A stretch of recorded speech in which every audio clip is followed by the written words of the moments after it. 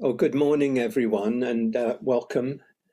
Welcome to our Sunday morning class offered by the Insight Meditation Community of Washington, IMCW, and Center for Mindful Living, which is part of IMCW, and originally was a physical location in Northwest DC in Tenleytown, and but with the pandemic, we, like many other places, we had to let go of the physical location. But we're very much alive as an online community, and when we can get together in person, we will be doing that more often, different ways, and some of that's already happening in somewhat informal ways. People getting together for music and after these classes. But anyway, welcome to everyone wherever you are, and know that you're welcomed here in this community, in the Sangha.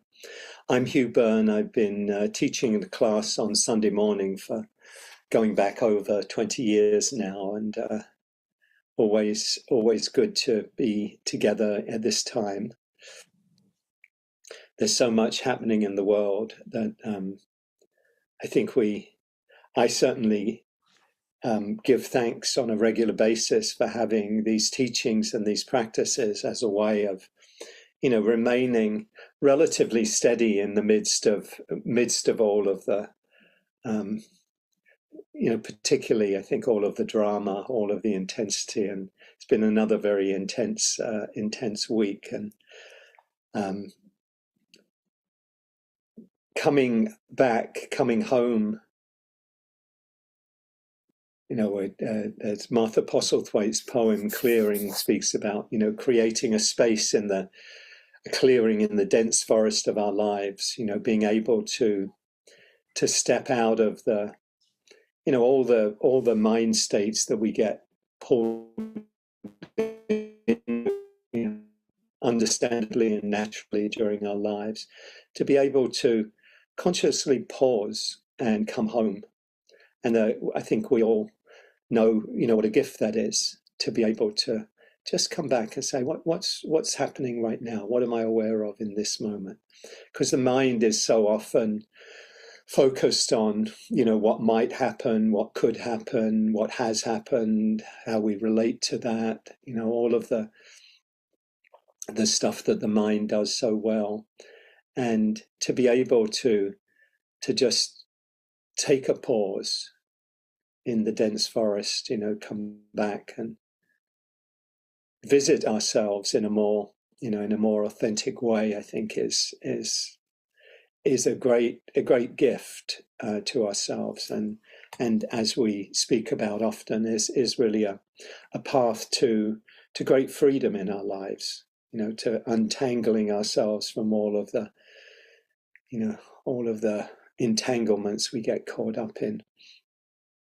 So this morning, what I want to look at is really what is very much at the heart of our practice, and that's coming back to our body. Coming back to the body. Coming back, mindfulness of the body, which is the first foundation of mindfulness. Where it really starts. When in the major discourse of the Buddha, the Satipatthana Sutta, that's been called the most important teaching in the Pali Canon, that is, the Pali Canon being the first written body of teachings of the Buddha, as close as you can get to what the Buddha actually taught, passed on from generation to generation, and written down after about 400 to 500 years after his death. And this, one scholar speaks about it, a teacher speaks about it as this sutta as the most important teaching in the whole of the canon, because it's basically the teaching of mindfulness as the direct path to liberation, how we can, through bringing awareness to really any aspect of our experience, can then gain insight into not just our own experience, not just our own subjective experience, but the larger truths about life itself, particularly the fundamental characteristics of anicca, dukkha, and anatta, the impermanence, unreliability, and non-self, that we get to see this, and really leads to letting go and freedom. And that's kind of, so without getting into the contents, I'll leave that for a little bit. What we will do, as we do each week, we'll begin with a meditation. And today I'd like to focus the meditation on one of the practices of mindfulness of the body in that sutta. There's 6 body practices. I'll maybe mention those. I won't talk about all of them today, obviously, but I'll mention them a bit later. But this is the 5th of the practices. And it's called the 4 elements. 4 elements. And you probably know from your schooling that in the ancient times among the Greeks, and it was also the case obviously in India at the same time, they had a fairly, we would think of it as a fairly simple kind of understanding of the universe, of being made up of the elements of earth, air, fire, and water. You probably remember that, these 4 elements that were supposed to be the constituent parts of everything, or everything in the universe. We know, obviously, we're much more scientific and sophisticated 2,500 years later, and we know it's much more complex than that. But this teaching isn't anything about, a philosophical view of what makes up the universe, but really is very much an experiential practice for how, through looking at our experience in a very, very grounded way, we can kind of untangle ourselves from all of the kind of narratives and stories that we get caught up in that really can get us into trouble. That we can just come back to the simple experience of what's present. And so these 4 elements are really what we're really looking at when we look at these 4 elements, when we look at our body and kind of pay attention. The first is the earth element. And really that's about hardness and about softness, rough, smooth, heavy, light. And I'll just do a short kind of intro to this, and then we'll go into the meditation. As we're sitting here now and as we're getting started of the class, you might just check in, just kind of turn your attention. You can keep your eyes open or closed and whatever's comfortable, and just feel the sensations of your body. And as you just bring your attention into the body, to kind of the heaviness of the body, how the weight of your upper body is pushing down. If you're sitting down, most people are, is pushing down on your buttocks and on your thighs. You can feel the kind of the hardness of the bones, the buttocks, the flesh, touching the hardness of the surface, or relative hardness, maybe might be on a sofa, of the surface beneath. And this is really the earth element, is this quality of hardness, softness, roughness, smoothness. And so rather than kind of thinking about my body and how my body is uncomfortable, or my lower back or my buttocks are sore or whatever from sitting down, to take it out of the my and just come into the direct experience of hardness, softness, maybe some roughness or smoothness.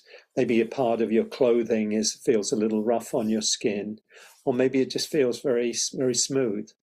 So just being aware of that. Maybe feeling, if you just let your teeth touch each other, the upper and the lower teeth, you can feel the hardness, can't you, of the boniness of the teeth. If your feet are touching the ground, you can probably feel the toes, the ball of your foot, the heel, the hardness of that in contact with the floor. maybe the hardness of your your hands touching the other hand, or the feeling of a bone against bone. So just bringing awareness to that direct experience of the earth element, quality of hardness, softness, roughness, smoothness. And then the second, the element, the water element, is the sense of liquidity and flow. Our science tells us that 60% of our body, actually more, 60% of the male body, is 55% or so of the female body, is made up of water. So this, we're kind of a sack of water, mainly of different things in water. Water's the big part of it. Just the oceans are the big part of the world. So, just sensing into, the maybe saliva in your mouth, maybe the feeling of, swallowing, maybe the feeling around your eyes, the liquid that kind of allows the mobility of the eyes, the stickiness, this quality of liquidity, of flowing, experiencing the water element in the mouth. Maybe feeling the blood. Maybe you can feel the blood pumping around your heart. If you pay attention, maybe around your veins in your wrists. You might feel some liquid in your stomach if you've been drinking, had a cup of tea or a cup of coffee or some water.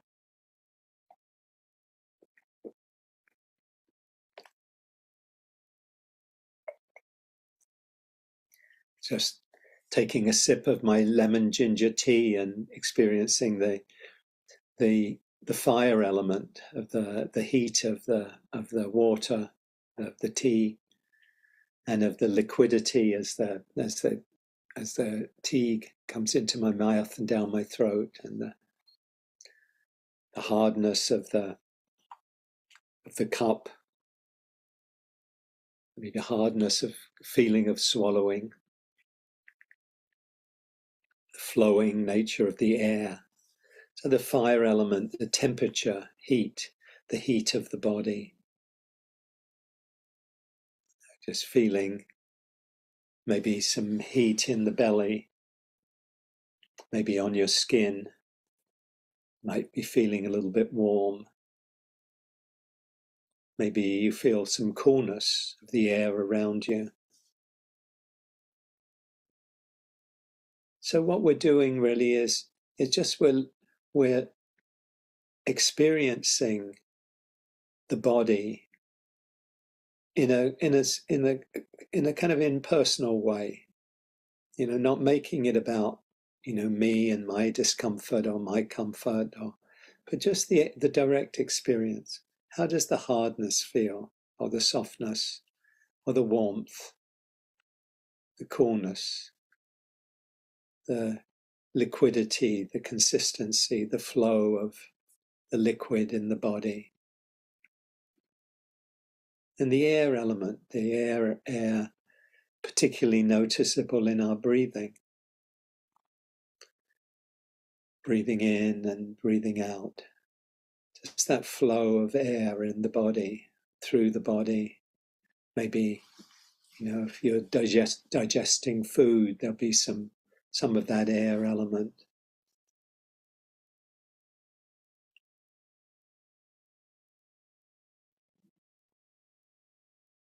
So moving, consciously, just moving into the meditation formally, and just to say that experiencing the body is not supposed, it's not about, liking it or disliking it, or having some conceptual understanding of it, but just really directly feeling the body, experiencing the body through these, through this particular lens, if you like, the lens of sensations, the lens of earth, water, fire, and air.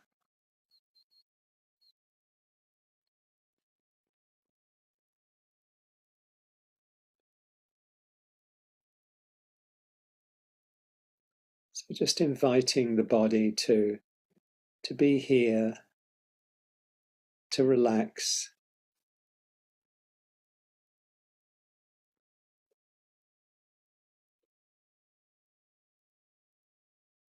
feeling the weight of your body, feeling that earth element of the body. It's like this. This is how it feels. To be feeling your breathing, experiencing your breathing, that flow of air, the air element.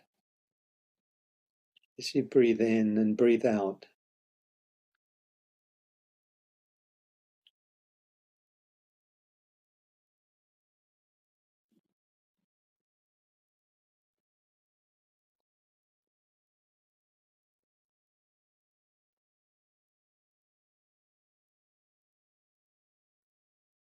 letting yourself settle, arrive.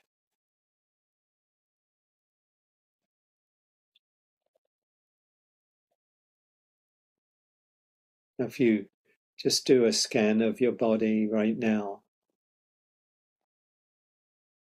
can you feel that earth element, that sense of hardness or softness, roughness, smoothness, heaviness, lightness?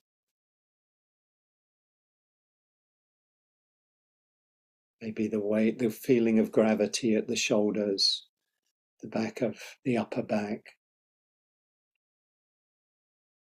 kind of heaviness. Just allowing yourself to feel the sensations as they are.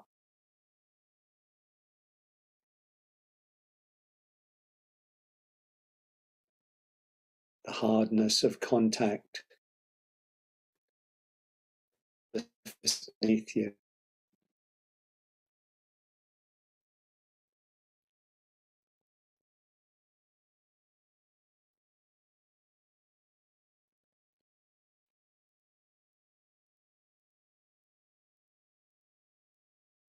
Maybe there's a feeling of pressure or hardness around the chest as the breath comes in and goes out.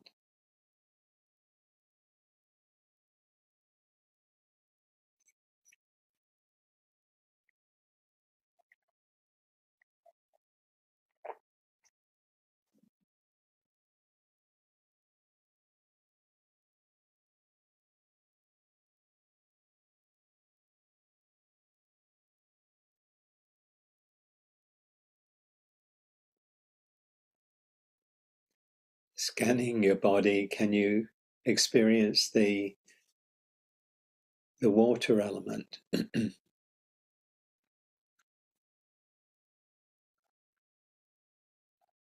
you feel your body as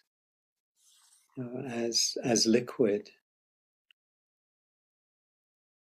Various different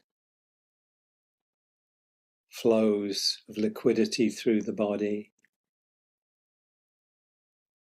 around the eyes,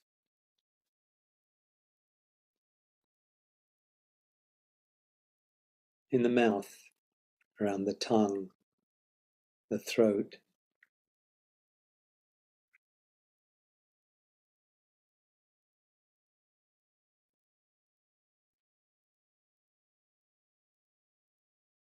You feel any of that flow in your belly, the stomach.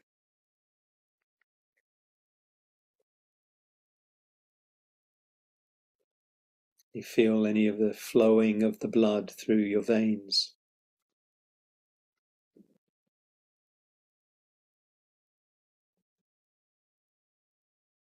this water element.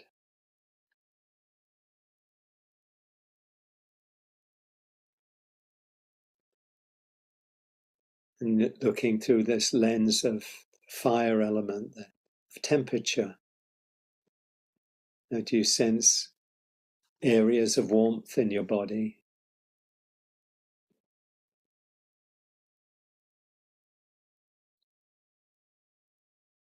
Maybe on your skin where the skin is exposed, maybe some warmth from the air.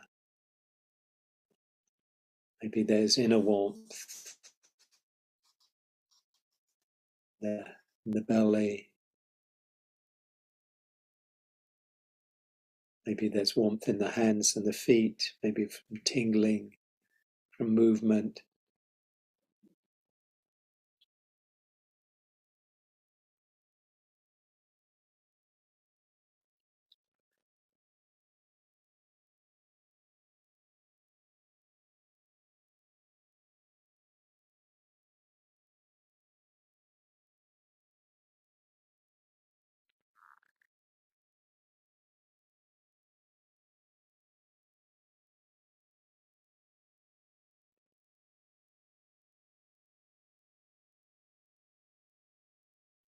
You feel the warmth of the breath, particularly as you breathe out.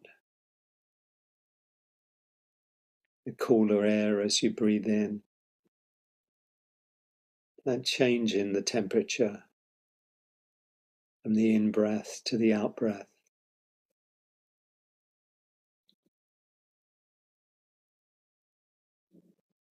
What do you notice, if anything, by just taking this view of the body, or this way of looking, experiencing the body?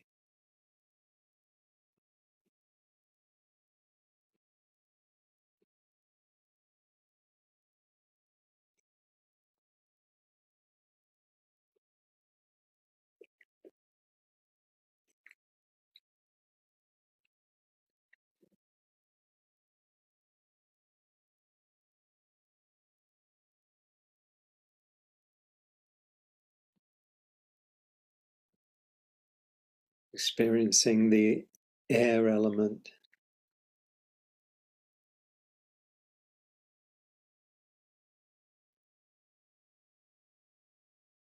the in-breath and the out-breath.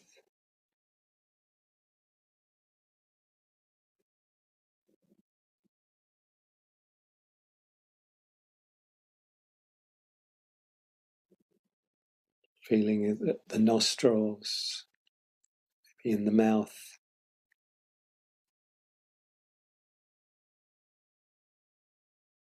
the lungs.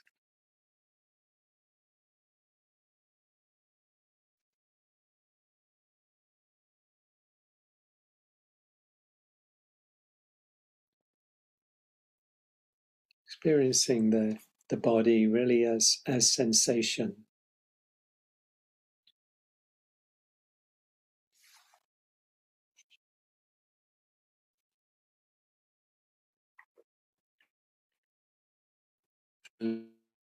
Changing flow of sensations that come and go, change. Some stand out for a while and then kind of fade into the background. Others come to the fore.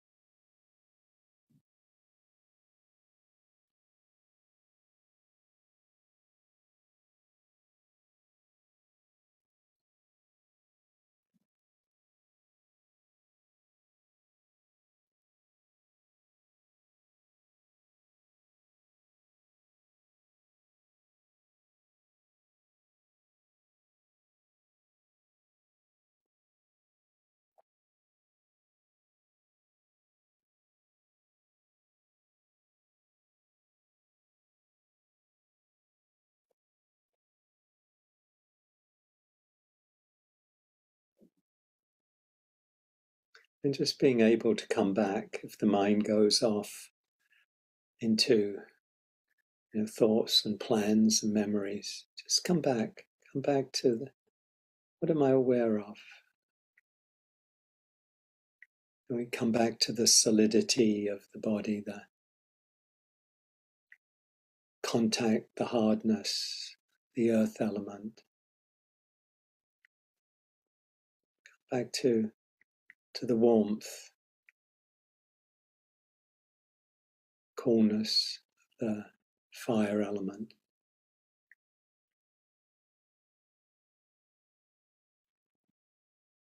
And the flow and movement of the air element.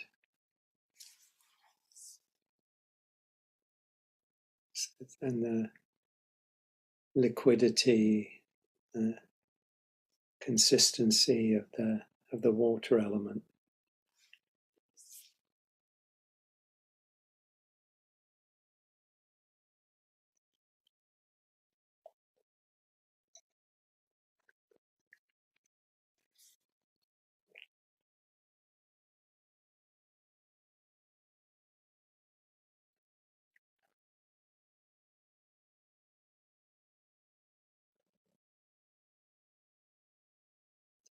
Notice how it feels. Does it feel different to be in your head, in your thoughts?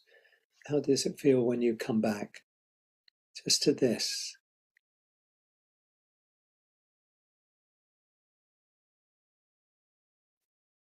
Come back to the body.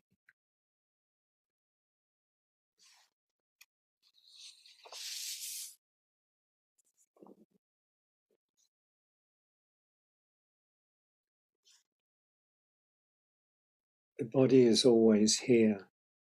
Mind is often somewhere else. We're in the future, we're in the past, we're some other place. And we can always come back.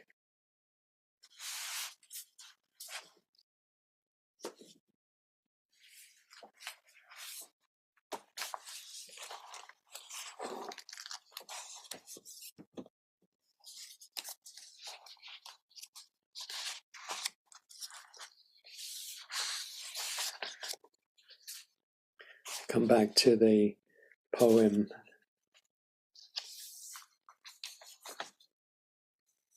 that David Wagoner, it's an old Native American elder story, put into modern English by David Wagoner. The poem Lost. Stand still. The trees ahead and the bushes beside you are not lost. Wherever you are is called here, and you must treat it as a powerful stranger, must ask permission to know it and be known. The forest breathes. Listen.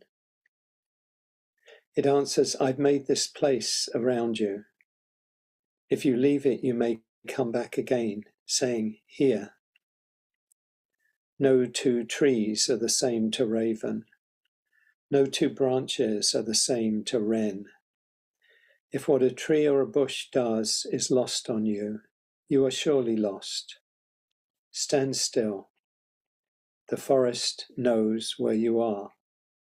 You must let it find you.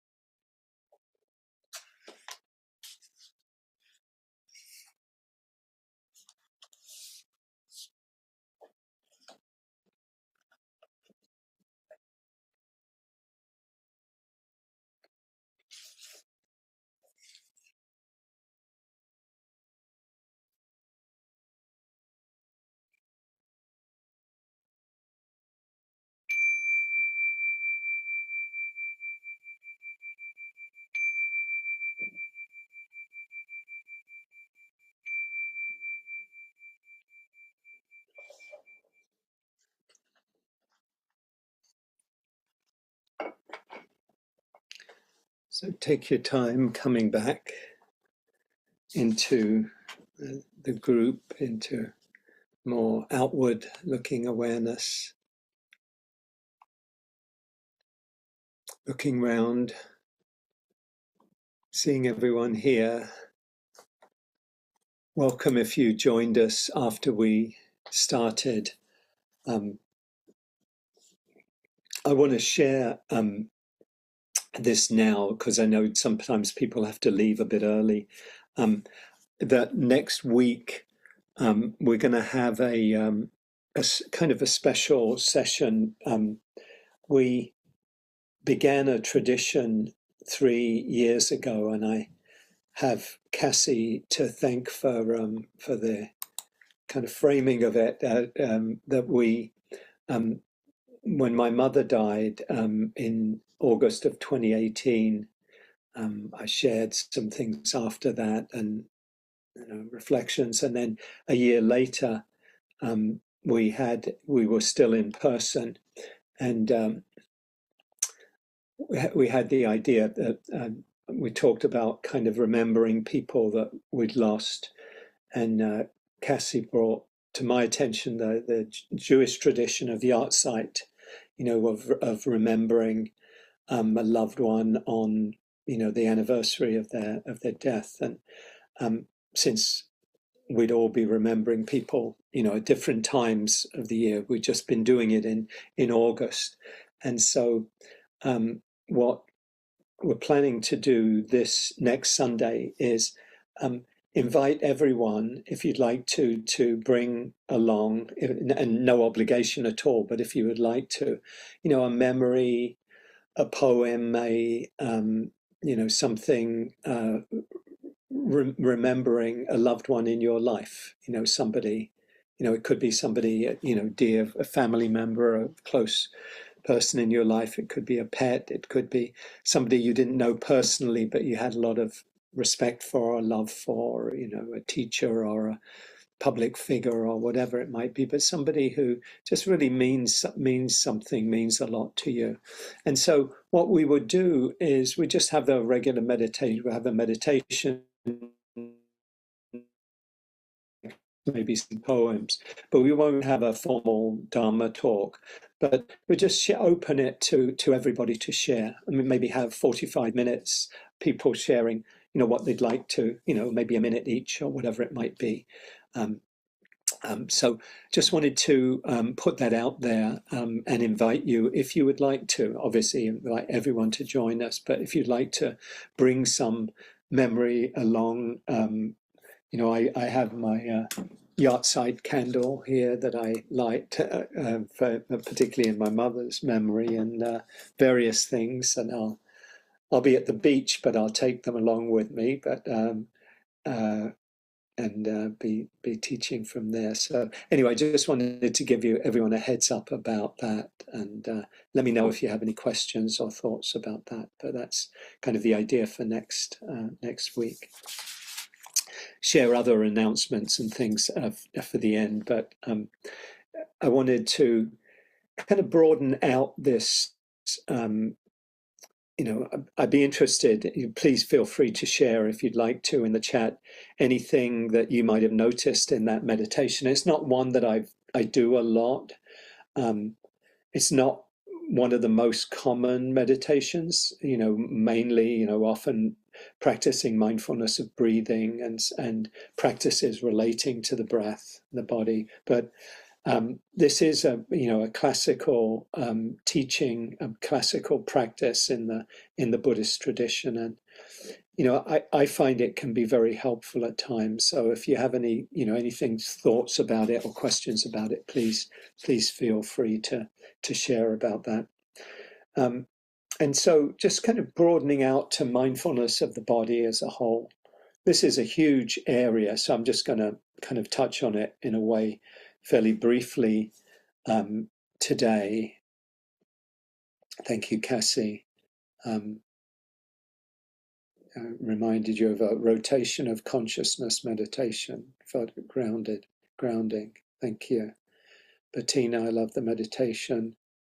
more able to be aware of your body than is typical. Yeah, that's really kind of what the practice is about, just kind of helping us drop down more into awareness. Felt like a subset of spacious awareness, Lisa says. Thank you. Rachel, I'm outside and felt very connected to the trees. That's lovely. I was thinking of this yesterday when I was out walking. I'd been thinking about the four elements meditation, and and we can think about it in terms of it's not just our own bodies, but life itself.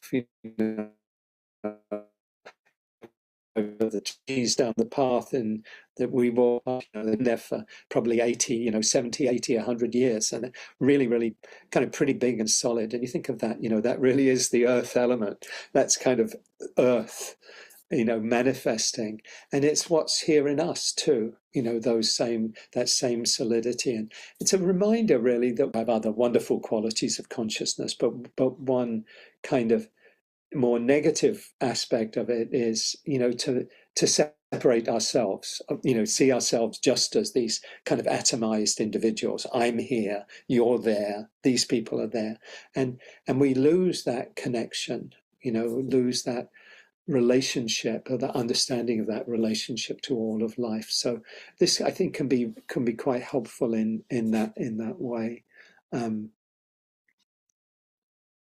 Yeah. So thank you, Diane. You're sharing that some comes easier to connect to than others. Lisa, trouble accessing fire. I'm cold right now and didn't know how to find fire. Cold is also part of that element. It's just the other side of it. It's just the the polarity, it's, if you like, the spectrum. And so just experiencing the fire element in the coldness, the coldness of your skin and in your belly or torso or whatever. So yeah, and this is really, there's not any set way of doing this, but more, just as a way of connecting with our experience, perhaps in a less personal way, impersonal in the good sense of impersonal, not pushing away, but just seeing just this is life manifesting. This is the body as part of life, just expressing itself in tingling or pulsing or warmth or hardness or softness, all of that. So reflecting on mindfulness of the body, I love that. You've probably heard this. Tara Brach often brings it up, and Jack Cornfield and others. And it's from the line from James Joyce's Dubliners, his short stories. And this was about Mr. Duffy. He said, Mr. Duffy lived a short distance from his body. You remember that? Mr. Duffy lived a short distance from his body. There's so much in that very short sentence, that there's so much wisdom. I could easily digress now and talk about what an amazing sense of awareness Joyce had, to write a book based on memories of Dublin, for the book Ulysses, memories of on June 16th of whatever year that was, 1904 or something, that he could recreate all of that and all of the people.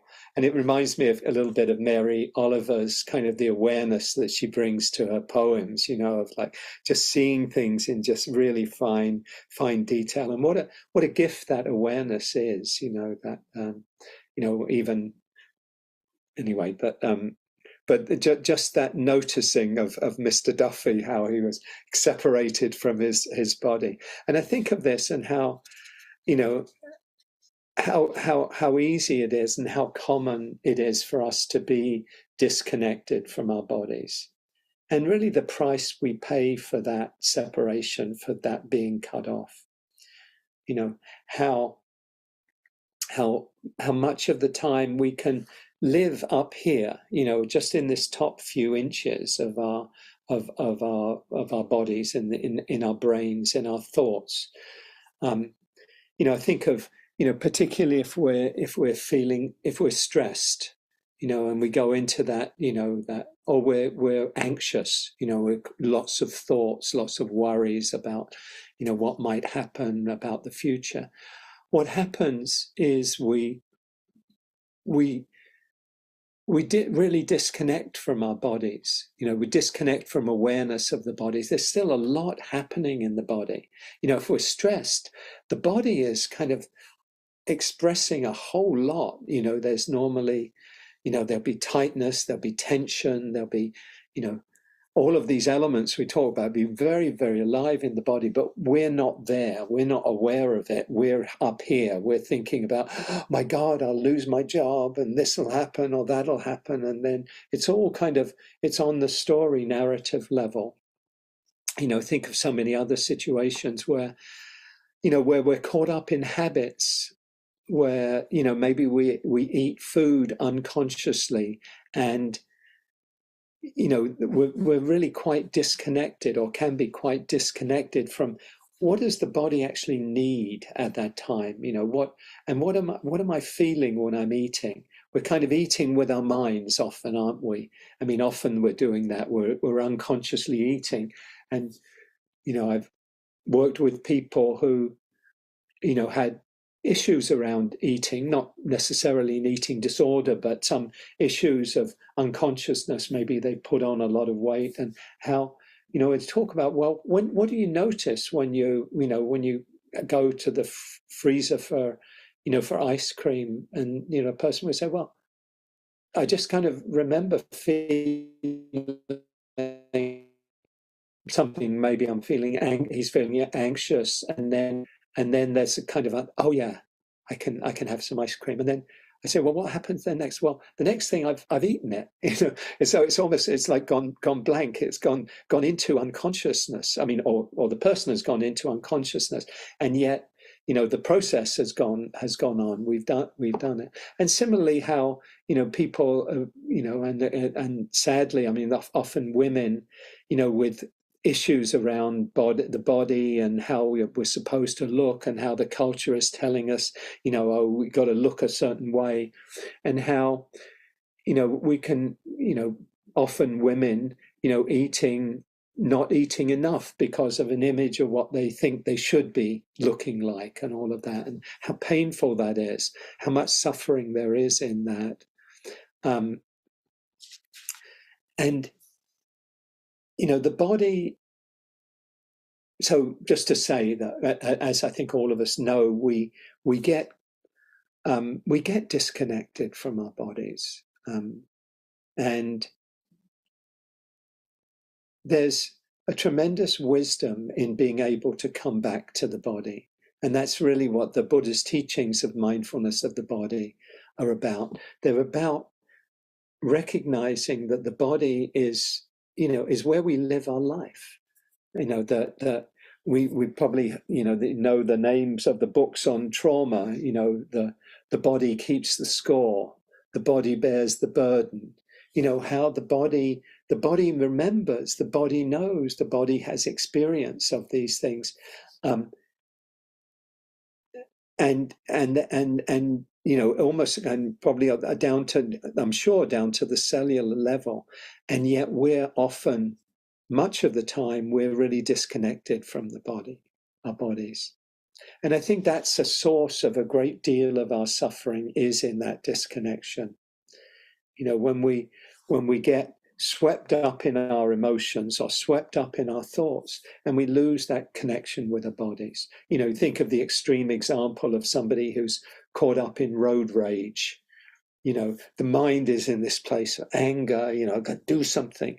And they're not, I'm 100% sure they're just not connected with their bodies at that time. Yet the body is really sending messages of, yes, fight, flight, do what you need to do, give that person a piece of your mind, and all that comes from that. Similarly with stress, stress and worry, we get disconnected. And yet, if in those moments we just have the awareness to come back to the body and say, okay, let me pause here. What am I aware of? And what we'd be aware of is, there's a lot going on that we become disconnected from. There's the tension, there's the tightness, there's the fight or flight, the muscles activated, ready, there's the shortness of breath, because we're in that fight or flight mode, when we go into these kind of reactive responses much of the time. And if we are able to, I think, as we know, if we're able to stop and just pay attention, there's a natural kind of calming that happens, and there's a recognition, or can be a recognition, of how much relief there is and how much release there is and how much freedom is available in the body if we come back to it.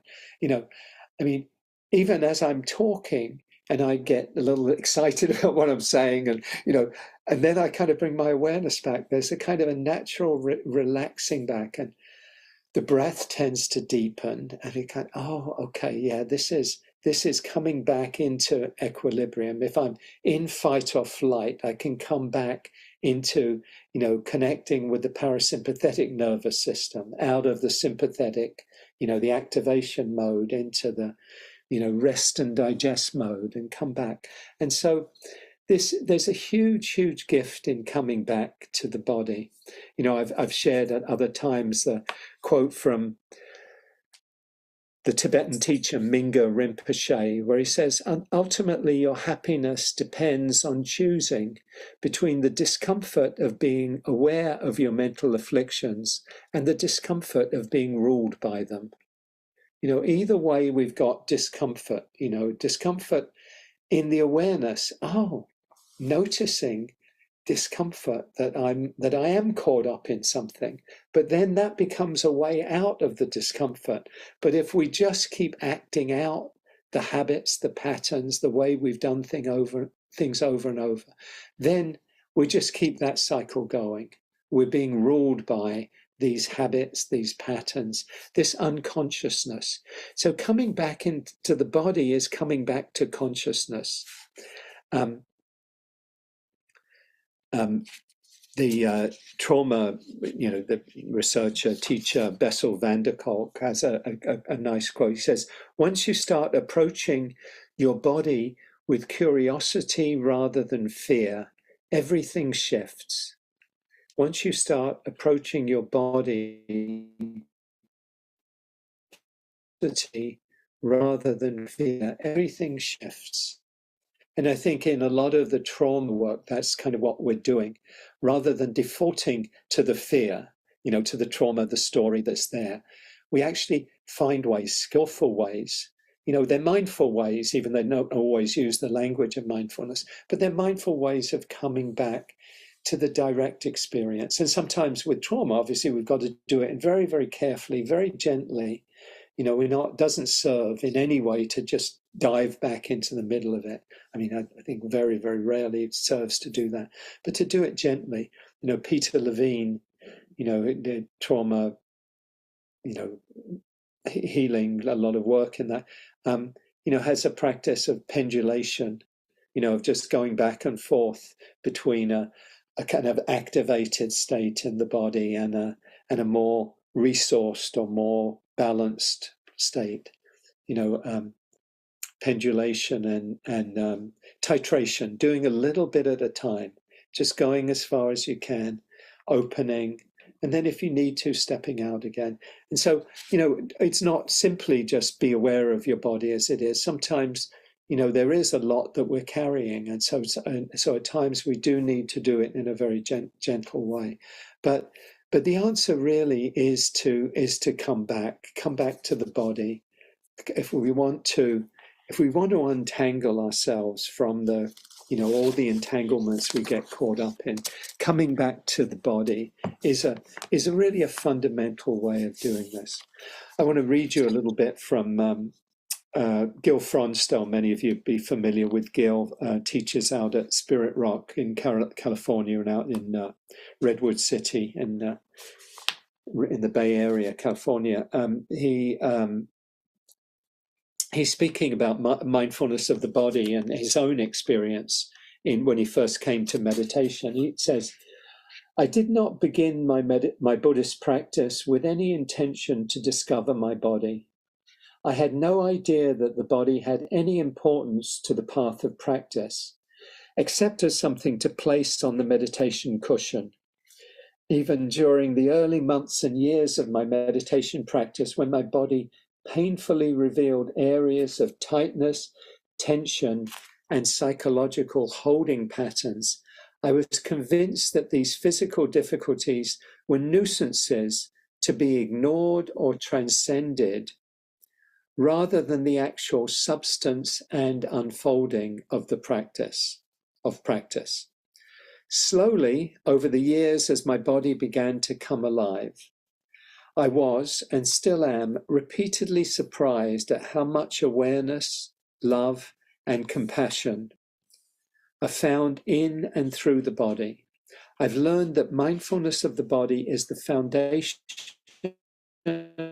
of this, and one of the best friends we have for integrating that practice into daily life."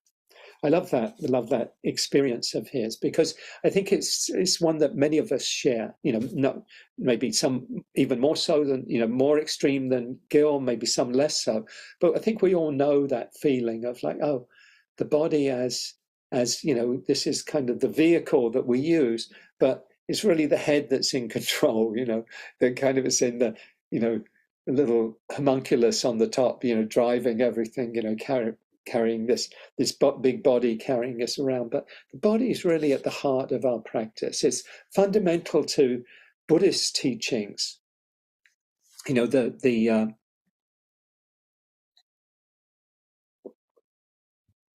Satipatthana Sutta, the teachings, the Buddha's central teaching on mindfulness, the translated often as the foundations of mindfulness, really different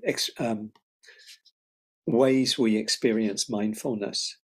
This teaching on mindfulness has been called the central teaching of the whole of the Pali Canon, the whole of the kind of the written teachings of the early Buddhist teachings.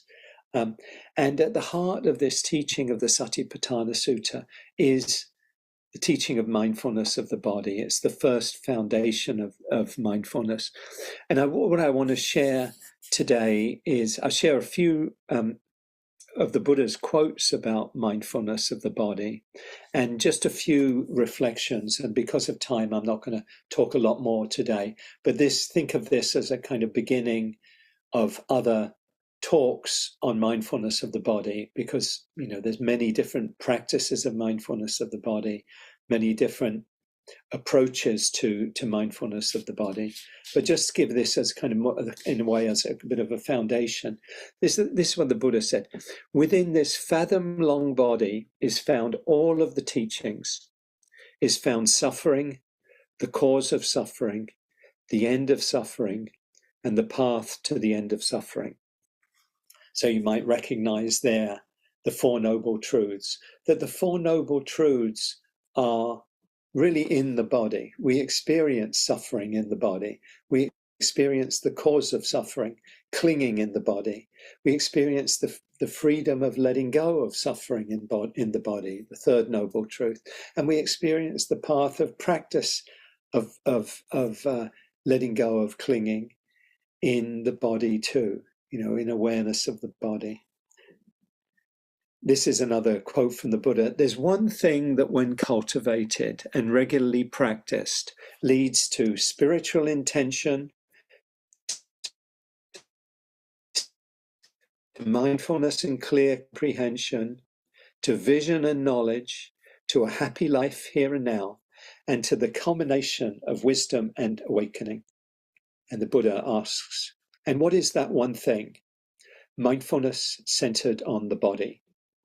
So mindfulness of the body leads to peace, deep intention, deep comprehension, vision and knowledge, a happy life here and now, and wisdom and awakening.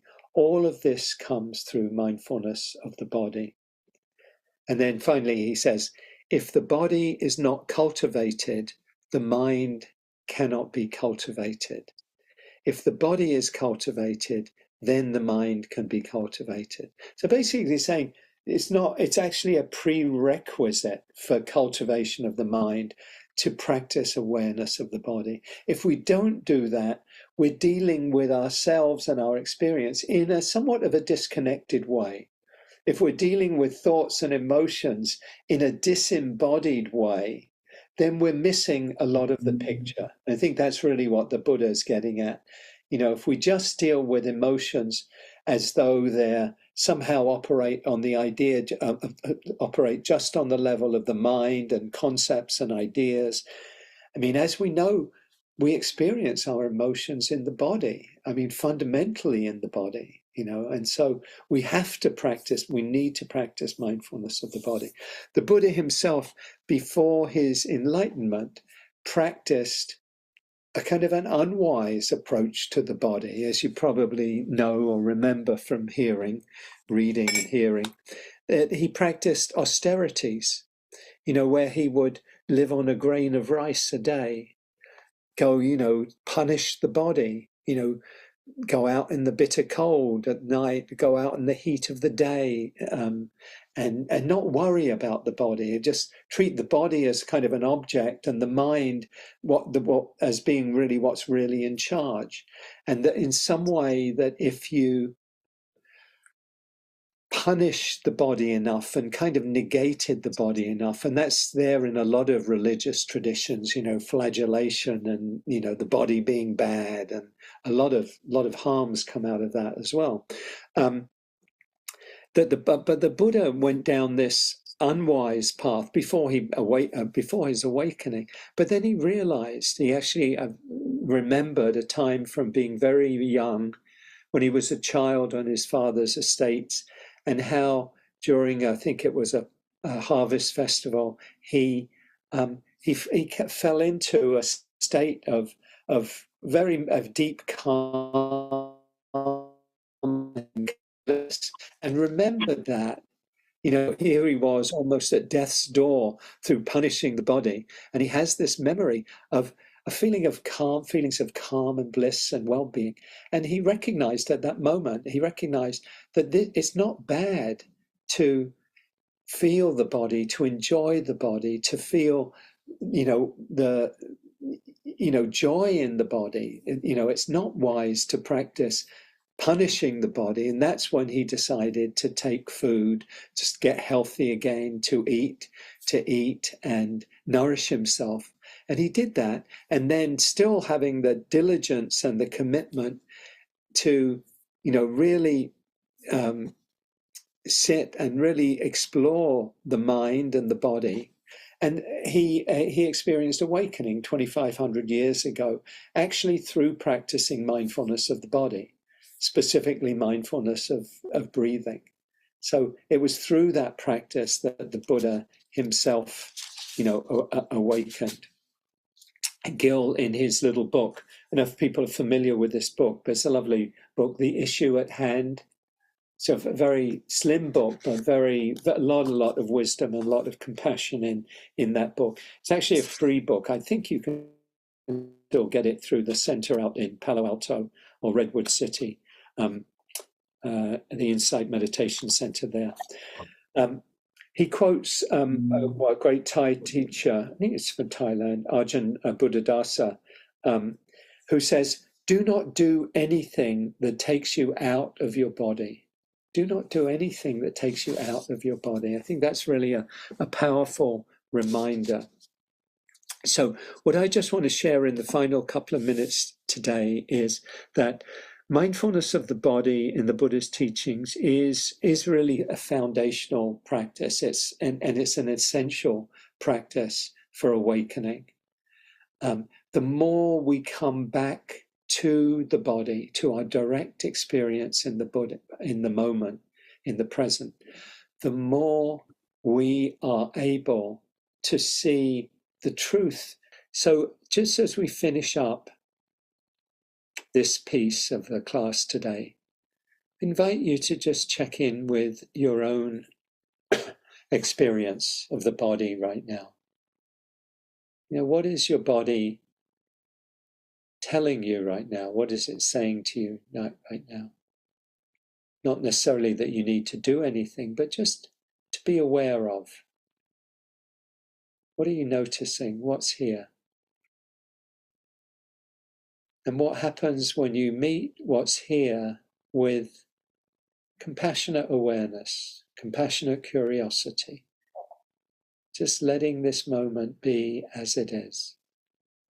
What happens when there's, if you like, a meeting of the phenomena of the body, the changing process of the body, with the quality of mind that you bring to being present with the body? It's in that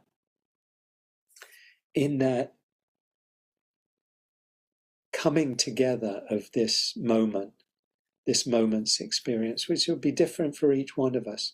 We'll be experiencing feelings right now, maybe different thoughts going through the mind, different emotions might be present, but bringing that kind, non-judging awareness to our experience. This is really the heart of our practice, and really grounded in the body, in this moment, just as it is. A good friend and teacher, Laurie Cameron, shared a poem from yesterday from Thich Nhat Hanh. I want to finish with this, and then Emily will lead us in some movement. This was from his Thich Nhat Hanh's At the Edge of the Forest. He says, "I've been looking for you, my child, since the time when rivers and mountains still lay in obscurity. I was looking for you when you were still in a deep sleep, although the conch had many times echoed in the 10 directions. From our ancient mountain, I looked at distant lands and recognized your steps on so many different paths. Where are you going? In former lifetimes, you've often taken my hand, and we've enjoyed walking together. We've sat for long hours at the foot of old pine trees.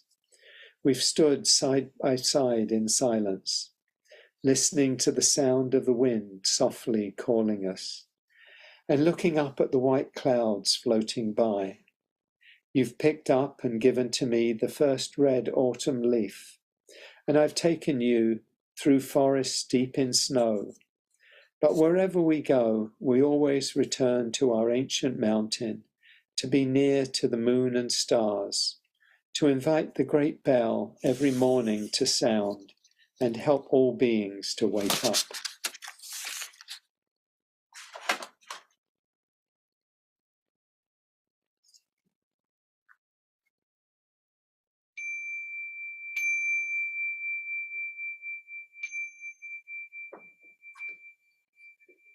Thank you, everyone, for your kindness, for your attention. I hope that was something helpful there. And I'll hand over to Emily for some movement. Thank you, Emily.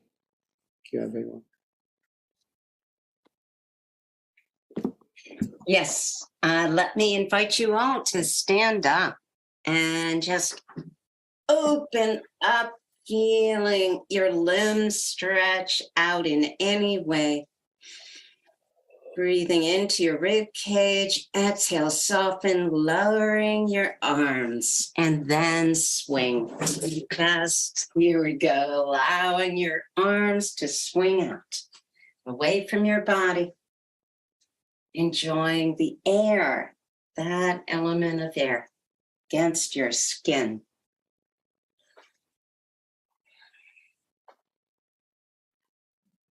And then open up wide, reach up, extending your arms up with the inhale. Exhale, soften, and clasp your left wrist in your right hand. Extend out to the right. Lengthening the left side of the body, pressing your left foot down to support things.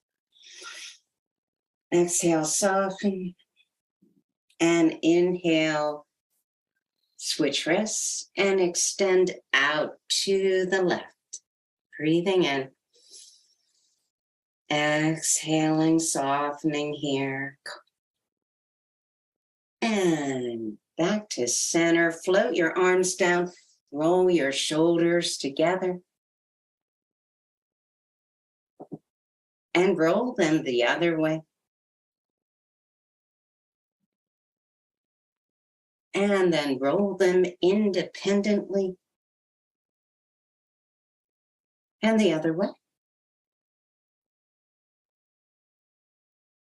Now bring your arms up into cactus arms, holding here.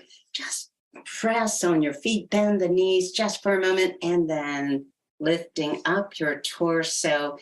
Exhale, your hands go down, elbows stay lifted. Inhale, rising up. Exhale, dropping down. Inhale, rise. Extend your arms out. Take a look at your palm, left palm as it faces up, and then switch to the right, to the left, to the right, and to the left. Last time to the right. Drop your arms down and do your own kind of a dance, whatever you wish. Activating muscles. And then come to center, place your hands behind your waist, pressing on your feet, feeling the energy rise up. Inhaling, exhale, lengthen your hands below your waist, gathering your shoulder blades together and back to the waist. Inhale again, lifting up. Exhale, extending your hands down. Back to your waist, and then lift your arms up, reaching up, soften your shoulders with the exhale. Place your hands above your head, palms together. Then draw your hands to your heart, out to the group, wishing everyone well. Down to the earth, and on an exhale, whoosh, bringing your arms up, hands in prayer position above your head, down to your heart, out to the group, down to the earth, and whoosh. Once more, down to your heart, and take a bow. Thank you. Welcome back, everyone. I hope you had good discussions, good sharing in the groups. Please feel free if you would like to share anything in the chat. Obviously not confidential that people shared, but anything, just general impressions and things from the sharing, and anything you'd like to share in the chat. Just for time-wise today, I think maybe we could do, maybe we could just do one or possibly two shares in the full group, or questions, if anyone has anything coming out of today's session, anything around mindfulness of the body or the practice we did. Please, if anyone would like to raise your hand. Francine, I see you have your hand up. Yeah, I just want to make sure you don't go dead here. Henry, can you help me with this to make sure this goes? One of the things that I've had over the course of my life, a lot of my process has involved issues with my body, accidents, various things where it sort of wakes me up. And so I've worked with that for years, but I'm also realizing that I have a big part of myself that doesn't want to be in my body, because I get all these aches and pains, and I wake up in the morning now and my back is so tight. And yesterday it was in spasm, and then my foot was hurting. So in a lot of ways, I probably really want to run away from my body, yet my body gives me most of the lessons. And my question is, any guidance on how to deal with that real dichotomy Yeah, I think that you're not on your own. You're not alone in that, Francine. Um, that I think there's a price we pay for that, because the pain and the aches and all of those things are still there. You know, when we're avoiding them, what we're actually doing is kind of we're adding a layer of resistance to the experience, and you know, we're actually adding suffering, you know, by kind of pushing it away. I don't want to go there. I believe there's a great wisdom and a lot of freedom in learning how to come back and be with those experiences. Again, as I was saying earlier, it doesn't tend to help just to kind of jerk ourselves back and, okay, you know, and kind of, you know, grit our teeth and say, oh, I'm going to be with this, but in a very compassionate and mindful way, just kind of touching into, okay, can I feel this? If something is uncomfortable, maybe painful, that I typically escape from by, you know, going online or, you know, eating some ice cream or whatever it might be, to actually say, okay, what's it like to just be with this? And it really is a training. It's a training of the mind. It's a training in being willing to be with our experience. And the fruit of the practice is that we see that we can open to our experience, and that there's a freedom in being able to, that we're opening to more of our life when we're not kind of putting you know, this in a black hole over here, you know, a dark hole that we're separating. Oh, I don't want to go there. You know, there's always going to be a price we pay for doing that. So what I would encourage you to do, Francine, is to, you know, find ways, if you can, of just being willing to come back to your body. You know, practices. There's a lot of practices out there that can be helpful in doing that. But just the simple practice of mindfulness, of like, okay, what am I noticing right now? And just being aware of when the mind does go off and how it goes off. You know, what are your escape routes typically? I just want to say one thing. Yeah. I don't use food and stuff to get away from my body. Right. I'm very aware. Maybe I'm just angry about it. Maybe it's just a matter of, I understand I'm getting these great lessons, and it's not that I don't feel the feelings in my body. There's something else that I'm not doing, that I'm not sure of, to embrace it on some other level that I haven't yet reached. Yeah. So, I mean, so just maybe you would walk us through, let's say you're feeling something. And so what do you notice?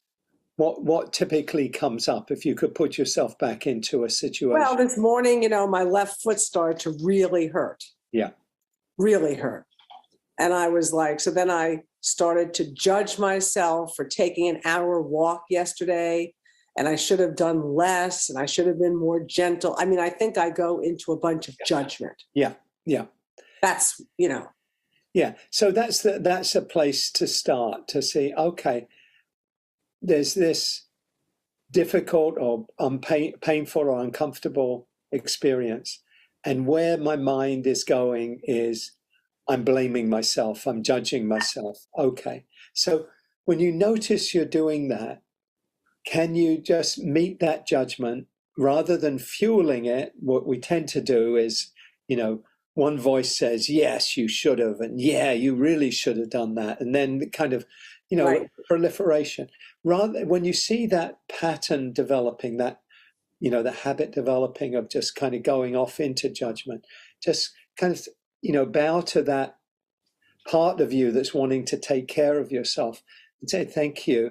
And then just say, can I just be with the feeling? What is underneath this? If I don't, what would I have to be with if I wasn't going to go into the story of blame, of judgment? What would I have to experience? What would you have to experience? What would you have to be with? What would be there? I think a certain amount of grief. Okay. Just Okay. So there's not uncommon for that to be underneath that there's kind of the more superficial thing is judgment, blame, immediacy. And then, okay, touch into that. Yeah, how does that feel? How does it feel to open to the grief? Let yourself feel it, make space for that. So Right.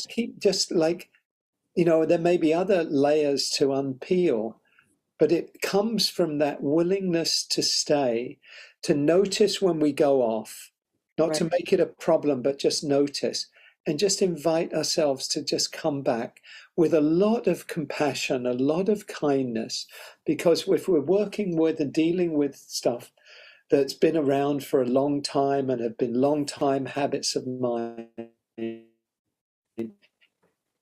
just one time, one and done, we're done with it because, oh, I see, I come back.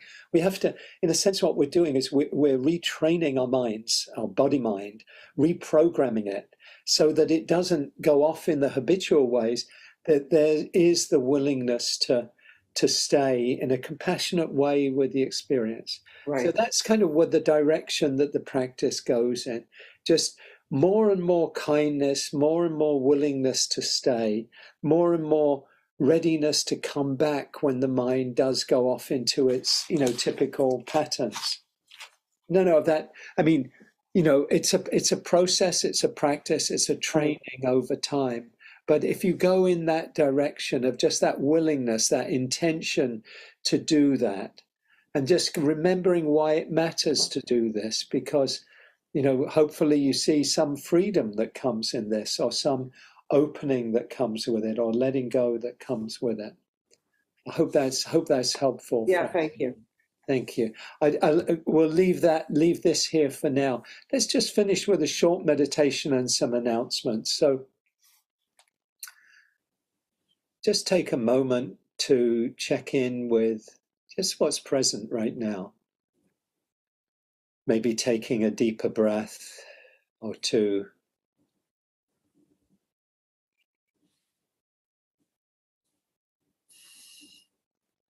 Just meeting whatever is here with kindness. You're taking a moment to appreciate your effort today in coming here, taking the time, bringing awareness to your experience. Just appreciating yourself for taking this time, and be appreciating everyone else here. How we support each other in our practice, in community. Maybe a silent bow to everyone here. Thank you. Thank you.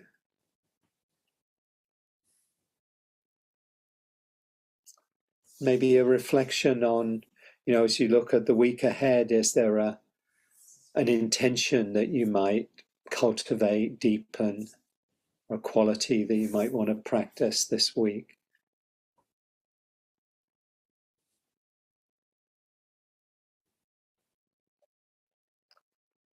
One thing I think I spoke about a couple of weeks ago was coming back to our intention. What matters most?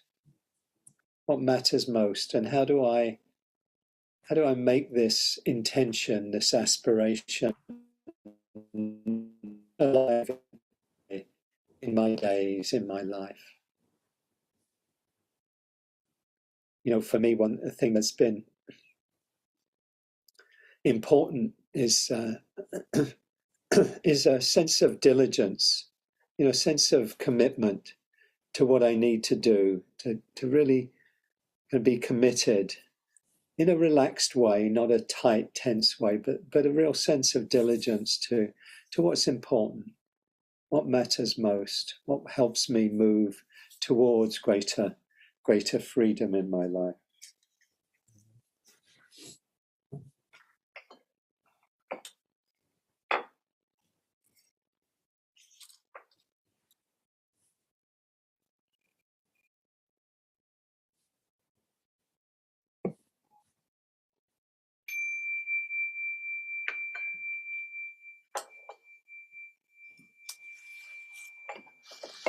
Thank you, everyone.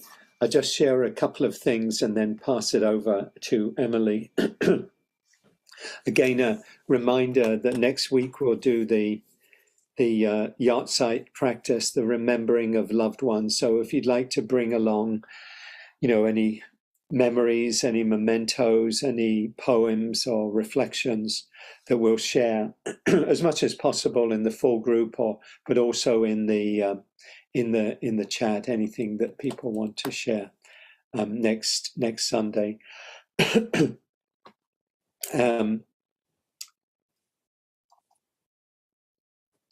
Yeah, I think the only other thing immediate is just a reminder around Dana.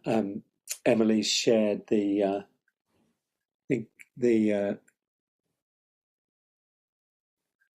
how you can give if you'd like to make a donation. As you know, all of these teachings are offered freely, and you're invited, if you're able to do so and to inclined to do so, to make a donation to support the teachers today, me, to continue to teach, and this is a practice that has come down to us through 2,500 years, and one that we're committed to continuing with today. So thank you for your support.